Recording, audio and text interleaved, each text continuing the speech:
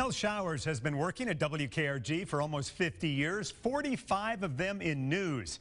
I recently sat down with Mel to discuss some of the biggest stories that he's covered during his career. From hurricanes to politics to even lynchings, Mel has covered it all. Mel Showers had been on the job as a reporter at WKRG for about 5 years when a massive storm hit. Hurricane Frederick, you can never forget that.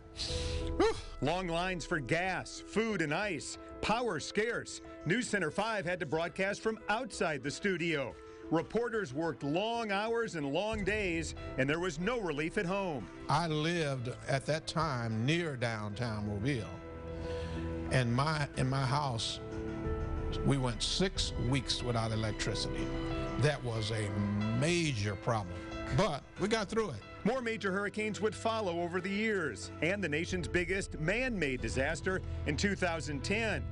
Mel covered courts in the 1980s and reported on a series of trials that saw several Mobile leaders sent to prison. I saw a lot of those corruption trials, and we had a period there where 2 of our city commissioners were actually sent to jail, and county commissioner or 2 had that same predicament. Mel also covered his fair share of political stories. He says the biggest was in 1985 when Mobile's government changed to a mayor-council format with council members elected by district. That allowed 3 blacks to be on the city council.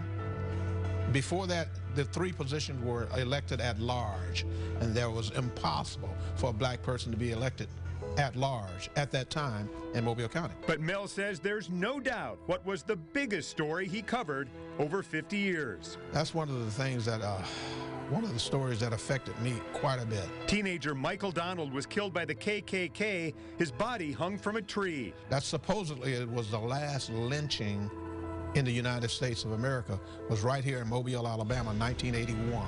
Mel was on the scene the morning the body was found. I'm getting the call that there's a body hanging from a tree on Herndon Avenue. You need to get over there. Sure enough, there was a body hanging from a tree on Herndon Avenue. Mel covered the mistrial of a black man for killing a Birmingham police officer. That prompted the Klan's revenge killing of a random black man, Michael Donald. He also covered the eventual trial of the Klan members involved. And 16 years after the crime, Mel witnessed the end of the story, the execution of Henry Hayes. When I walked into the electrocution chamber, he saw me. He knew me from TV. This Ku Klux Klansman did this to me. And I was no further than from here to where you are, from the electric chair where he was about to be put to death. Now look, I'm not in love with watching any human being be killed, but I was able to accept that particular death because of what he did to an innocent young teenager who was just walking home from the store. And what they did to him made me able to watch that execution without any problem whatsoever in my heart.